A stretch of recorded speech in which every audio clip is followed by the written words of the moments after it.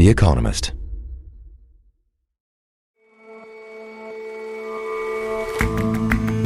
Hello and welcome to The Intelligence from The Economist. I'm Rosie Blore. And I'm Jason Palmer. Every weekday, we provide a fresh perspective on the events shaping your world. At the really high end of the e-commerce market, things have been changing. The surge of pandemic revenge spending has faded. Some big operators have floundered. We look at a new tie-up that hopes to recapture all those big spenders. And every week, Balthazar Usker would ride out to the slopes of Mount Chimborazo and spend hours hammering away with his ice pick. Our obituaries editor remembers the life of Ecuador's last ice harvester.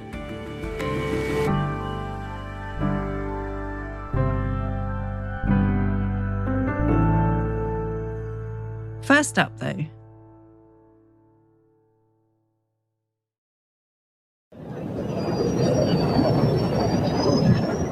In China this week, the Zhuhai Air Show is taking place. Shashank Joshi is our defence editor. The event showcases the latest and greatest military technology that Beijing has to offer. This year, the J-35A stealth fighter has had its official debut, as too has China's Killer Whale, a fancy new drone ship. These are testament to just how far China has come. Until recently, the country's military advantage lay in quantity. Lots of missiles, lots of ships, lots of troops, rather than quality. That's now changing fast. China's official aim is to modernize its armed forces by 2035 and make them world-class, that is, on par with America's, by 2049.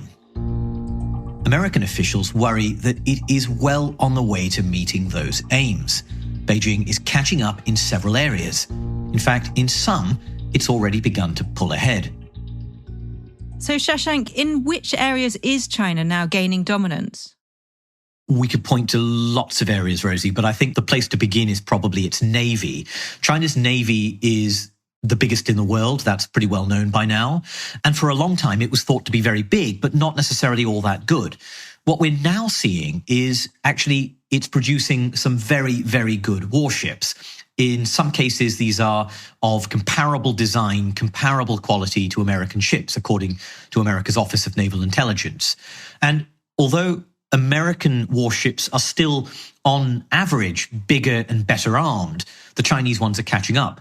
I think the best way to get this across, Rosie, is to look at something called vertical launch system cells, VLS cells. These are effectively tubes inside ships or inside submarines. You sometimes might see the little hatches on top of the deck, and they carry missiles. So the more cells you have, the more missiles you can carry, the more firepower at your Navy's disposal. And back in 2004, American ships had roughly 200 plus VLS cells for every Chinese one on average. That ratio last year fell to about 2-1, and it's expected to tip in the Chinese favor by something like 2026 to 2027. So that gives you a sense we're no longer in an era of China's Navy just being bigger but fairly crude. These guys are producing very capable ships with lots of firepower and serious combat capability. And what about its other forces, aside from the Navy? I think air power is the other one to look at. So we just, for example, saw the J-35A stealth fighter on display at Zhuhai, and it's probably not as good as America's F-35. You know, there's still probably a pretty substantial gap. But the point is, if you look at the situation 20 years ago, China was decades behind in the production of jet engines. Now it has really narrowed that gap. The other thing is air-to-air missiles. If you look at the Chinese PL-15, which is their main air-to-air missile that they carry on their jets, that is absolutely up there with NATO standard weapons. It's the benchmark against which America's Air Force is now testing itself. They have another weapon called the PL-17. That's one of the world's longest range air-to-air missiles that would be capable of firing over very big distances, hitting American radar posts, which are flying well to the rear of the front lines. So, Chinese air power is on the up. I think the most dramatic area where China has the edge is, of course, its hypersonic missiles. These are missiles that can travel at more than 5 times the speed of sound for the majority of their flight, and they can maneuver while doing so. America is still testing many of its hypersonic missiles. China has deployed many of them already. So there's no doubt it really is clearly ahead of America on that front. And are there areas where the US still has a definite advantage? I think there certainly are. It still has, for instance, some of the world's most advanced aircraft, still has incredibly advanced missiles, space capabilities, and it has experience in doing things that China just doesn't have. So it's been flying jets off aircraft carriers for more than 70 years and has got this down to an art. China is fundamentally learning how to do this. It's at a very nascent stage. And then there are some areas of quite fundamental technology, artificial intelligence being the obvious one, where I think there's no doubt that America is ahead of China. The question is, however, are they necessarily better at applying it for defense and military purposes? And I think that is much less clear-cut. We talked a lot about the tech, but of course, as you say, experience matters. And we've particularly seen that in Ukraine. So what do we know about China's capabilities in terms of actually putting all of this into action? This is the crux of it, because war is not about bean counting, adding up who has more ships and saying that's the side that wins. We know that. If that was the case, Russia would be in control of Ukraine by now and would have done that 2 years ago. What we see are that in the software side of it, if you think about it that way, there are many Chinese problems. So the big one, I would say, is integration between their different bits of the military. So how does the army, the air force and the navy fight together? How do they get on? How practiced are they? Do their radios work together? Have they got shared concepts of operation? They are improving at all of that. This is the point of many of their big exercises. But most experts will agree China's jointness, the link up between the different bits of its army, is a big issue. I think there are other problems too. Logistics is a really serious one. We don't really understand how good China is at logistics. And we know from looking at Russia in Ukraine, you can have all the firepower you want in the world, but if your logistics are bad, your army will not be able to fight. And finally, we just have to remind ourselves that, Rosie, as you know very well, China hasn't fought a serious war in decades, nor has America, in the sense of a high-intensity war against a major power. But I think that lack of combat battlefield experience on the Chinese side really does raise questions as to how all of this stuff would perform if they were really attempting to storm across the Taiwan Strait or fighting in the South China Sea or engaged in some other kind of serious, intense battle. So where do you think that all leaves America's global military position? Can it hang on to its dominance? The central problem for America is not that China is necessarily going to race ahead and completely eclipse America. It's that America has military commitments stretched around the world, in Europe, in the Middle East, in Asia. In fact, just now in the Middle East, we're seeing American aircraft carriers that have obvious utility in Asia being sent to the Mediterranean to cope with a crisis between Israel and Iran. And so America's problem is overstretch. And that is what a lot of people in the incoming Trump administration believe, that America, if it is to compete with a Chinese military that is rapidly improving, absolutely must prioritize.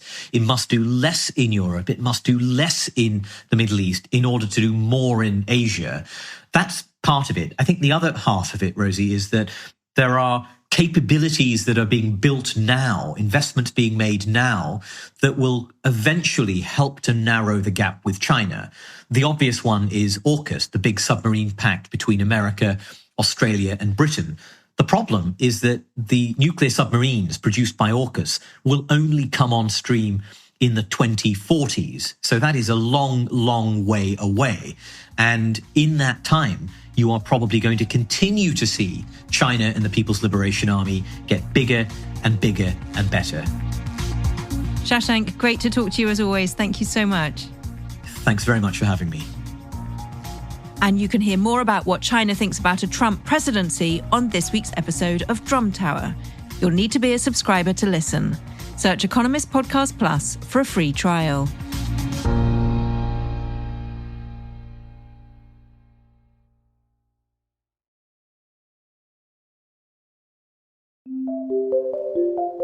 Let me take you back to the pandemic.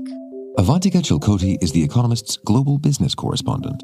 It was lockdown, you couldn't go out, there wasn't much to do, and there wasn't much you could spend your money on. So a lot of us spent time on our sofas, pouring ourselves a glass of wine, and scrolling through e-commerce websites. It was a real boom for the online shopping industry, and in particular, luxury e-commerce did incredibly well. But now, since the pandemic has ended and we've got this consumer crunch underway, those big luxury online stores are really struggling. And what's the evidence of that? So in the last year, you've had a few of the biggest, best-known luxury e-commerce platforms basically going bust. So start with Farfetch, that's one of the best-known platforms, and it was bought for basically 2% of its peak valuation. Similarly, Matches.com, which is one of the original online boutiques, it was acquired at a bargain basement price, and then it actually went into administration anyways. And we've had the latest part of that saga. Richemont, which is the world's second biggest luxury house, has sold Yoox Net-a-Porter. So Yoox Net-a-Porter is a really interesting business because part of it is really high-end sites. It's Net-a-Porter and Mr. Porter. And the other part of it is luxury discounters. It's sort of online outlet shopping. It's Yoox and The Outnet. And Richemont's been trying to get rid of this business for quite a long time. They had a deal with Farfetch at some point, which went under. And finally, Mytheresa, which is a German e-commerce platform, has agreed to buy this group. The question now is whether it can actually make good of it. Can it actually turn this business around? Well, before we come to that, though, why is it that the luxury e-commerce boom went bust? So part of this, Jason, is cyclical. So at the moment, you've got a lot of people worrying about the economy, worrying about jobs. You've got inflation. People haven't got money to spare to spend on luxury items. And of course, the super rich, we hear again and again, they're still shopping. They seem unaffected by this downturn. But you also have a structural change. People quite often now are going back to wanting to see and touch something before they buy it. Another thing which a lot of people have complained about is that online shopping just gives you far too much choice. 10 years ago, when you first had these e-commerce players, people would say, this was brilliant. You no longer had the confines of bricks and mortar, and you could put everything online. The truth is, if you search on one of these stores for, say, a black blazer, and it returns to you 45 pages of products, no one really wants that. People are getting bored of that, particularly younger consumers. They also made some bad decisions, these platforms. A lot of them during that COVID boom completely overstocked. They had to slash prices to get rid of some of this inventory. And that annoyed the designers because the designers who they stock, they had to take a bit of a hit in a lot of cases. And finally, what happened during the pandemic was that you also got a lot of new competition. These e-commerce sites stock lots and lots of designers who back in the day thought, we don't want to sell online. We're not going to start online stores. And during the pandemic, they realized they probably need to.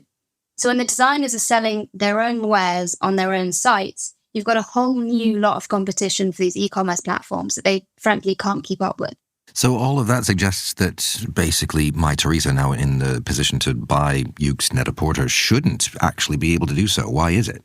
This is what's interesting. So Mytheresa is a brand, it's a platform that lots of people won't have heard of. It's based in Munich. It's not one of the biggest players, but they've really managed to somehow still make money in this luxury e-commerce space. And if you look at the business, it's quite clear why. So for one, it sells just 250 brands. And that's small. You're looking at 1,000 plus on the other big competitor platforms.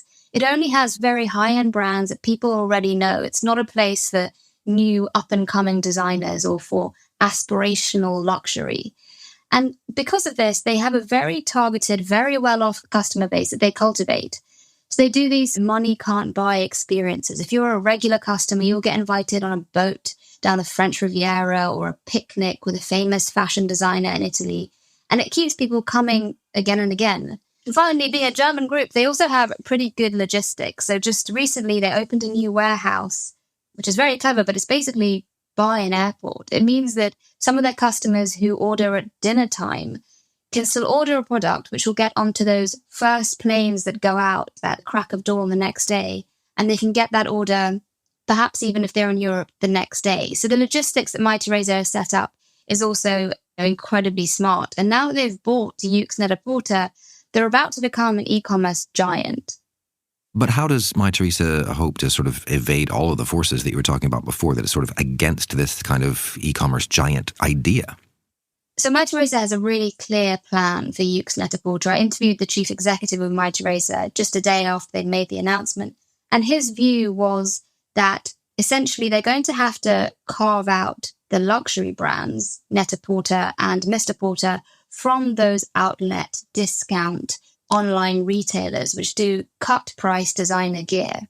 His point is that the customer who is looking for a very high-end luxury product expects something different in terms of marketing, in terms of logistics.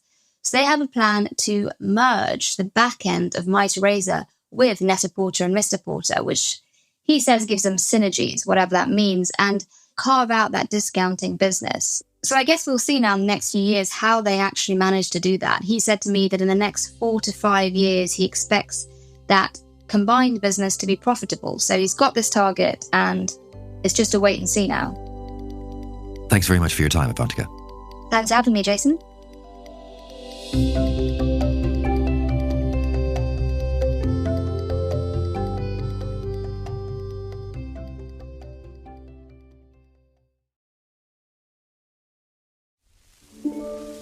In 1822, Simón Bolívar, the great liberator of Latin America, had a dream that he climbed up the slopes of Chimborazo, the highest mountain in Ecuador.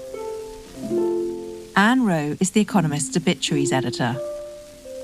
He was following in the footsteps of Alexander von Humboldt, who had not reached the top, but Bolívar dreamt that he did reach it. And there he was overcome by the god of Colombia. And also encountered the spirit of time, a bent old man who dismissed Bolívar as nothing in particular and then proceeded to show him all the secrets of the universe. Bolívar had had this dream while he was staying in the town of Riobamba. And from a village very near Riobamba, Baltazar Ushka would ride out every Thursday and Friday and go up the slopes of Chimborazo to get ice. He was the last ice harvester in Ecuador.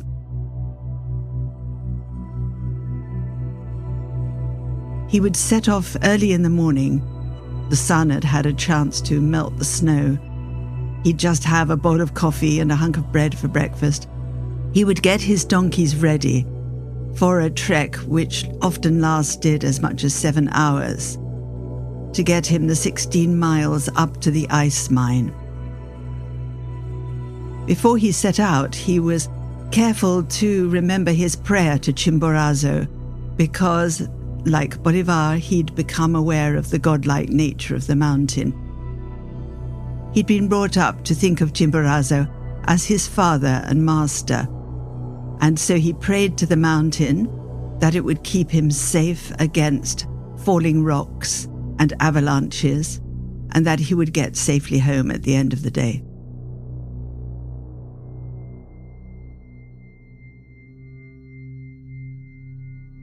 He wore very little against the severe cold that he would find at the top of the mountain. He just wore his thick red poncho over a light jumper, ordinary trousers, a felt Ecuadorian hat, and rubber boots without any crampons or anything to help him on the ice. He wore no gloves either, even though he was handling ice a lot of the time. His work would keep him warm. And so they trekked up to the ice mine, and his 3 donkeys would wait patiently while he took his ice pick and hammered away through the dirt and the rocks. There's about 0.5 meter of dirt that had to be cleared before he could get to the ice, because this was a very old glacier that was covered up. The fresh ones were still bright and shining on the top of Chimborazo. They made it look like a white-haired god. But these old ones took some unearthing before he could get down to them. And so he hammered away with his ice pick, breathing very sharply in the thin air. And then, as soon as the huge block toppled, he chopped it into 6 rectangles of ice. Each of them weighed about 27 kilograms, almost as much as he could lift. These he wrapped in straw, which he had gathered from the grasslands at the foot of the mountain, long stems of straw which he wove and plaited into rough mats, and they would keep the ice insulated for up to a couple of days when he had taken it down the mountain. The great joy for him of cutting the ice was that he was so appreciative of the ice itself and what it was. He considered it good against fevers and hangovers, real ice, special ice. And it had a delicious taste as well. He would often just suck at it, and so would people in the neighborhood, because it was so sweetly delicious, like mineral water, he thought. It also shone brightly, not like factory ice, which was dull. It shone because there were lots of air bubbles imprisoned in it. And altogether it was a prized substance, so he wasn't about to give up the harvesting of natural ice. It was a very important job to do as far as he was concerned. So having worked up on the mountain for as much as 10 hours, he would take the ice to the Saturday market in Riobamba. But there he only got about $5 for each block of ice. People didn't really want it anymore. They were buying ice from the factory for their freezers, and they had their own refrigerators to make ice too. They really didn't need this strange-looking natural stuff. And there was another reason too why his job was becoming harder. This was because climate change was gradually warming the whole area. He could now plant his potatoes higher up on the slopes, but this meant that the glacier and the whole ice mass of Chimborazo was gradually retreating. In fact, the glaciers had lost 20% of their surface area within about 20 years.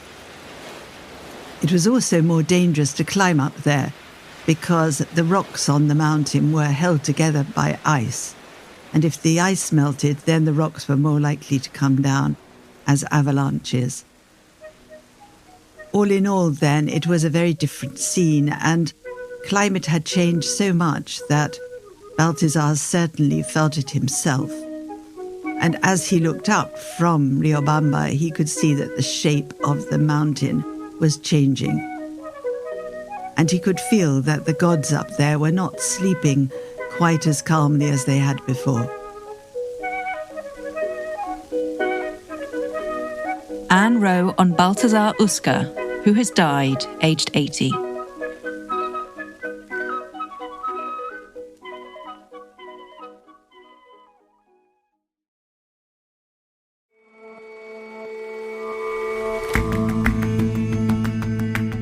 That's all for this episode of The Intelligence. Let us know what you think of the show. You can get in touch at podcasts@economist.com. We'll see you back here tomorrow.